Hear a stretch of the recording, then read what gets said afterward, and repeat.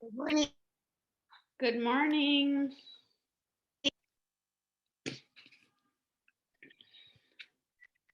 Nice to see you.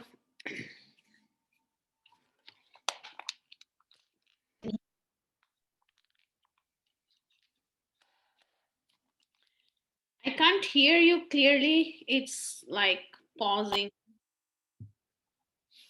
Okay, let's see. Can you? Maybe I should do it on my phone because I was. Okay. This is my. Rama, Rama, Rama, Hare Hare, Hare Hare Krishna, Hare Rama, Krishna, Hare Hare, Hare Hare Rama, Hare Hare Rama, Rama, Rama Rama, Rama, Hare Hare Krishna, Hare Hare Krishna, Krishna, Krishna Krishna, Krishna, Hare Hare, Hare Rama, Hare Hare Rama, Rama, Rama, Rama, Hare Hare, Hare Hare Hare Hare Krishna, Krishna, Hare Krishna, Krishna, Krishna, Krishna, Hare Hare, Hare Rama, Hare Hare Rama, Rama, Rama, Rama, Hare Hare Hare Krishna, Krishna, Hare Krishna, Krishna, Krishna Krishna, Krishna, Hare Hare Hare, Hare Hare Hare Rama, Hare Rama, Hare Rama, Rama, Rama, Rama, Hare Hare, Hare Hare Hare Hare Krishna, Hare Krishna, Krishna, Krishna Hare Krishna, Hare Hare, Hare Hare Hare Rama, Rama, Hare Rama, Rama Rama, Rama, Hare Hare, Hare Hare Hare Hare Krishna, Krishna, Hare Hare Krishna, Krishna, Krishna Krishna, Krishna, Hare Krishna, Hare, Hare Hare Hare Rama, Rama, Hare Hare Rama, Rama, Rama Rama, Rama, Rama, Hare Hare, Hare Hare Hare Hare Krishna, Hare Krishna, Hare Krishna, Krishna, Krishna, Krishna, Hare Hare, Hare Hare Hare Rama, Rama, Hare Rama, Rama Rama, Rama, Hare Hare, Hare Hare Krishna, Hare Krishna, Krishna, Krishna, Hare Hare, Hare Hare Rama, Rama, Hare Rama, Rama, Rama, Rama, Hare Hare Hare Krishna, Hare Hare Krishna, Krishna, Krishna Krishna, Krishna, Hare Hare, Hare Hare Rama, Hare Rama, Rama Rama, Rama, Rama, sorry. okay.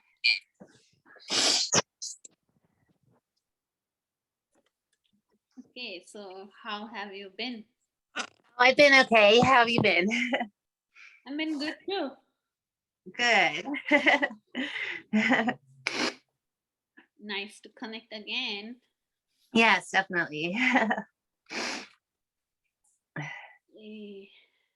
You want to share something from previous reading you remember? Can you bring it back up again to jog my memory on the screen? I'm trying that. Let's see if it works.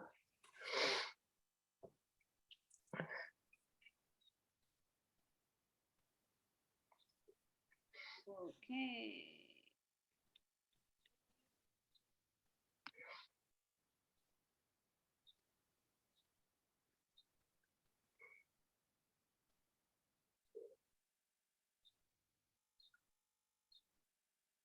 I think we were talking about the complete whole. Let's see if I can share back.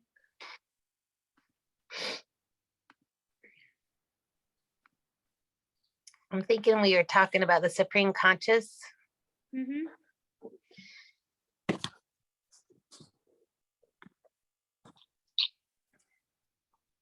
This is what we were talking about. We discussed this last time.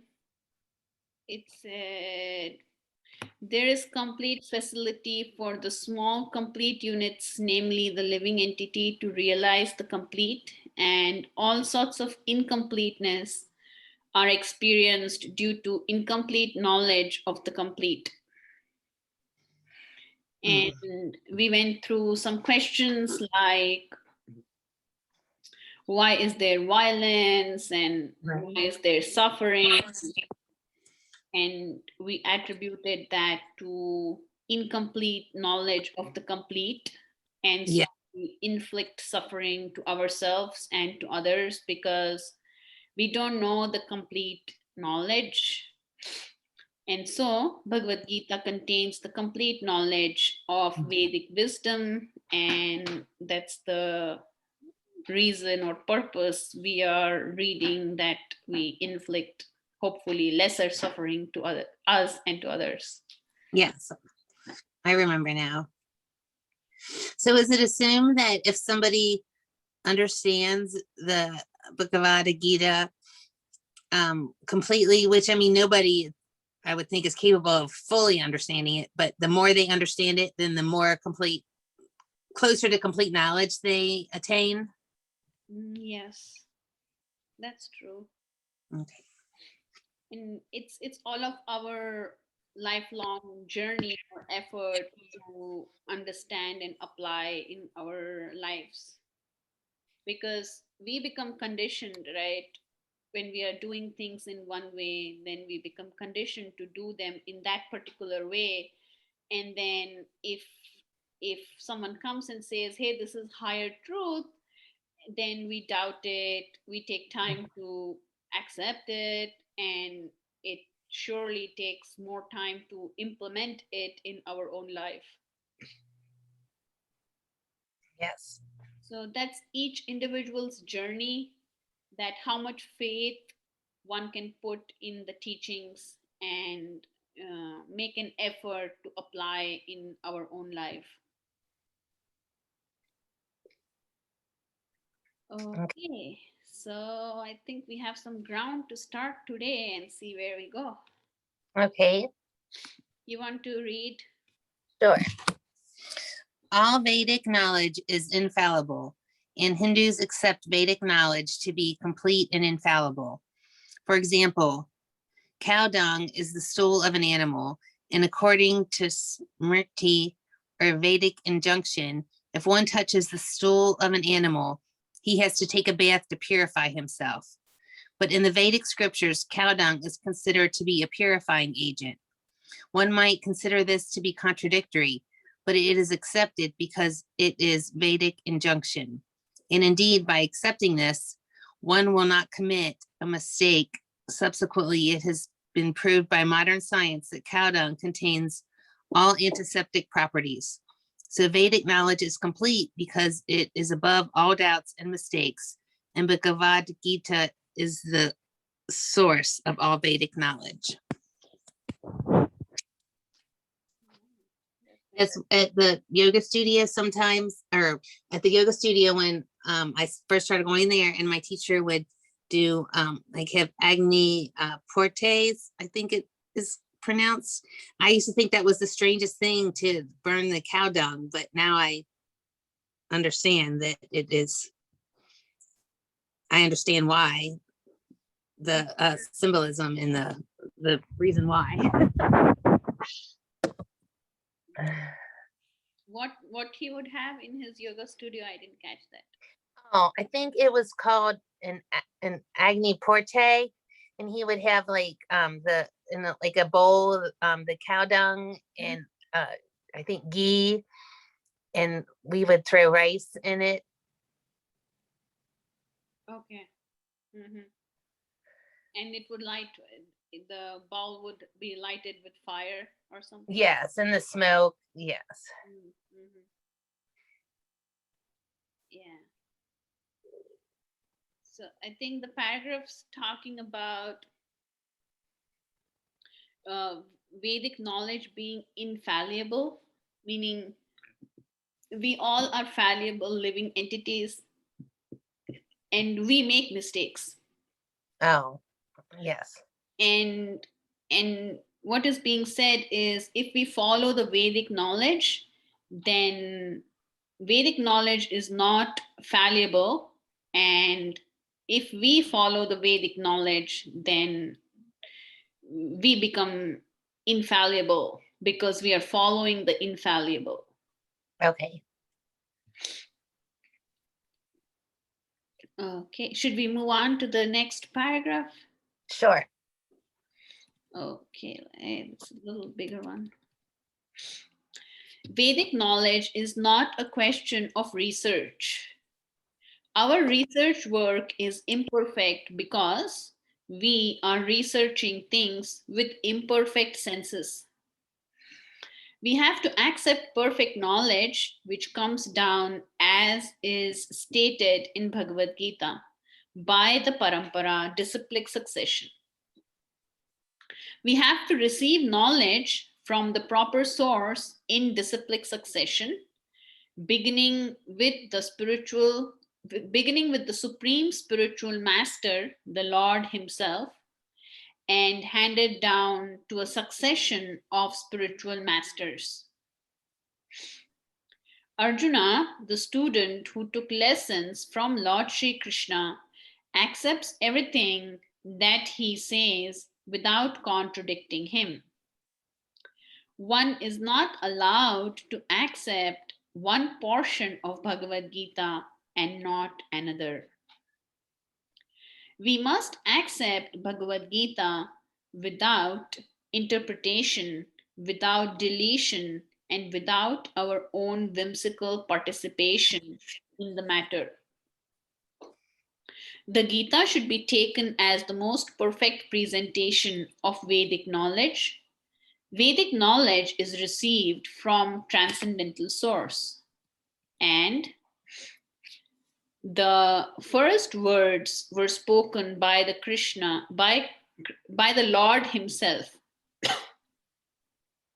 The words spoken by the Lord are called apaurushaya, meaning that they are different from words spoken by a person of the mundane world who is infected with 4 defects. A mundaner is sure to commit mistakes, is invariably illusioned, has the tendency to cheat others, and is limited by imperfect senses. With these 4 imperfections, one cannot deliver perfect information of all pervading knowledge.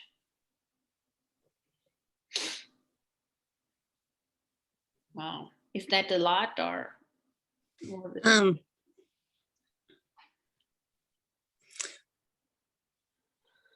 I've never heard that term, apariseia before, but to me, the way it's described afterwards, the meaning of the 4 defects, it's like all the ways that humans fall short. Some of the ways that humans fall short of being. Yeah. So apaurushaya means free of defects. Okay. Because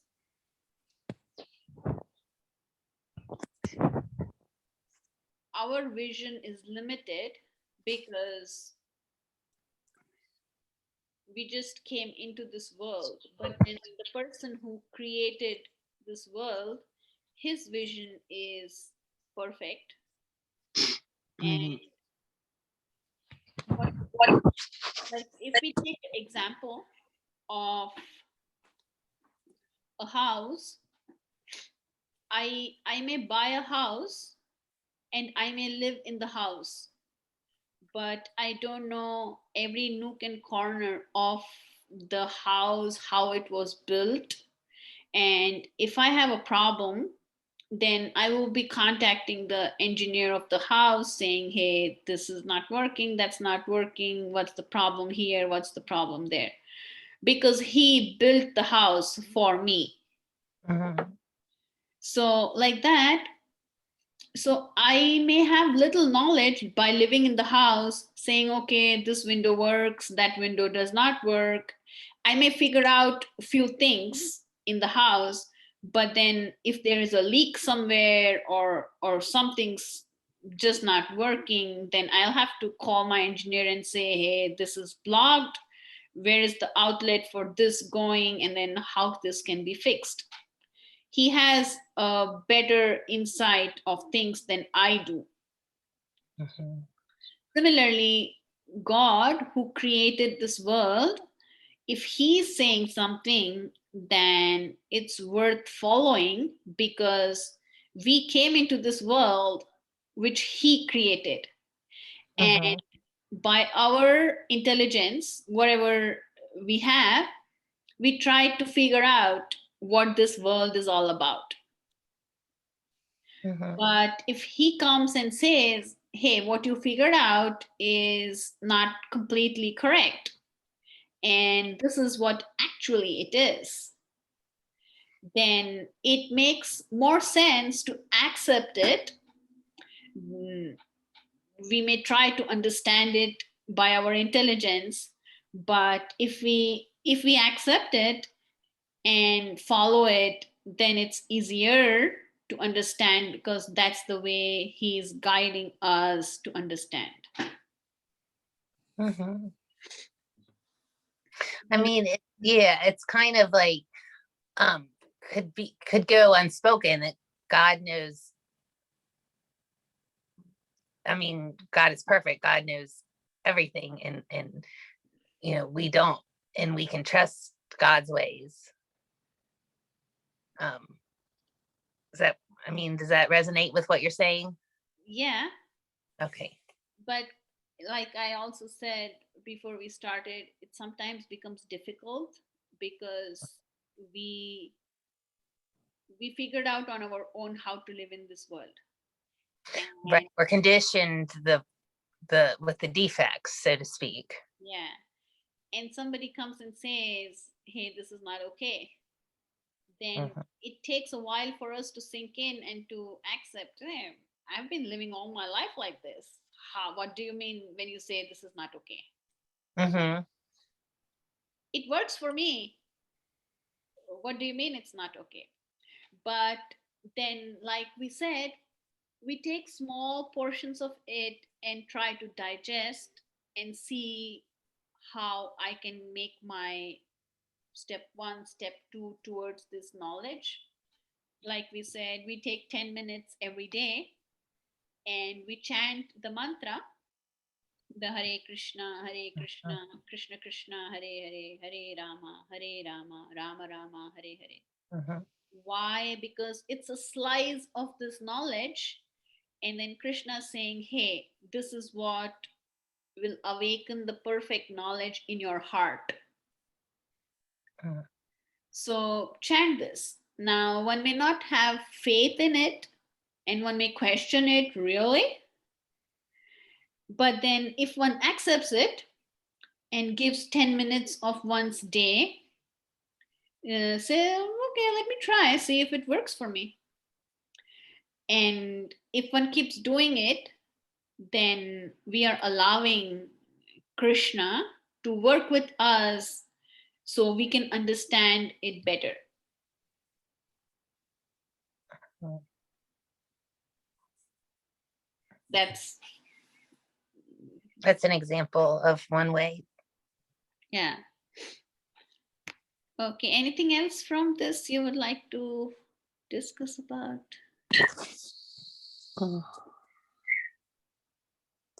I don't think so. No. Should we move Sure. on? Okay. So let's see what we got next. Okay, you want to read the next one? Sure. Vedic knowledge is not imparted by such defective living entities. It was imparted unto the heart of Brahma, the first created living being, and Brahma in his turn disseminated this knowledge to his sons and disciples, as he originally received it from the Lord.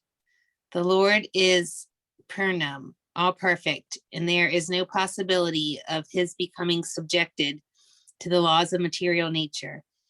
One should therefore be intelligent enough to know that the Lord is only a proprietor of everything in the universe, and that he is the original creator, the creator of Brahma. In the 11th chapter, the Lord is addressed as Prapatamaha, because Brahma is addressed as Pitamaha, the grandfather. He is the creator of the grandfather. So no one should claim to be the proprietor of anything. One should only accept things set aside for him by the Lord as his quota for his maintenance.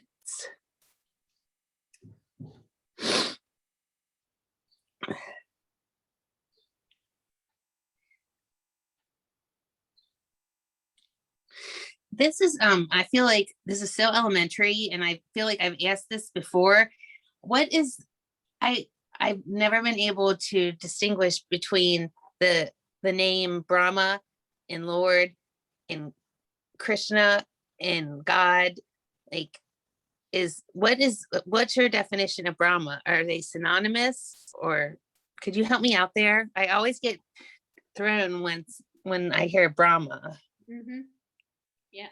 So this is how Prabhupada explains. He says Krishna is the Supreme Personality of Godhead, and nobody is equal to him because he is the Lord. Now, who is Brahma? Like this paragraph says, Brahma is the grandfather. So if I look at myself, I can say, for me, say, imagine Brahma is the grandfather. And so who is Krishna? Krishna is the great grandfather. That's what the verse is referring to, the paragraph, Oh, saying Prapitamaha. oh, okay. So if Krishna is the supreme architect of this whole creation, then Brahma is like an engineer working for him, Okay. receiving guidance from Krishna, like the second sentence says. It was imparted into the heart of Brahma. By whom? By Krishna. So Brahma did the whole creation, but then who gave him the blueprint? Under whose guidance did he create this universe? Under whose instruction did he create the universe? So he did it, but then he took guidance and he took instruction from Krishna. So that's the relationship, if that makes sense. Okay. Okay. Like if also this sentence is, he is the original creator. So in this, he is Krishna, because we are saying Lord is the only proprietor of everything in the universe, and he is the original creator. So Krishna is the original creator, and Krishna is also the creator of Brahma.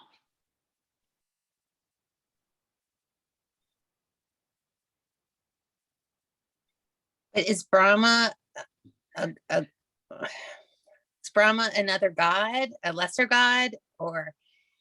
So if you remember, we discussed the concept of God and demigods. Yes. So Brahma is a demigod. Okay. So he has some power for sure. And with his power, he created this universe.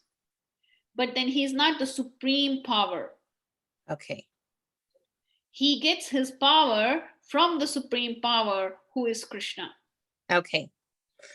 That helps a lot. Thank you. You're welcome. Okay, anything else we want to discuss from this paragraph? No. Okay, it's 8:28. Till when do we want to go? Should we stop? Yeah, let's stop. Okay. Okay. Okay, so that was nice. We discussed. So let's summarize. We have 1 minute. Okay. So the important points we learned today are: the knowledge given by Krishna is free of defects, Mm-hmm. and Krishna is the supreme father, and Mm-hmm. the demigods like Brahma, Shiva, and everybody else, they are demigods and they derive their power from Krishna. Okay. So those are the two important things we discussed, and let's see if we can bring that to the table for our next session and start from there. Okay. Thank you for your time. Thank you. Nice right. talking to you. Take care. Okay, see you next week. See you. Bye. Bye. Hare Krishna.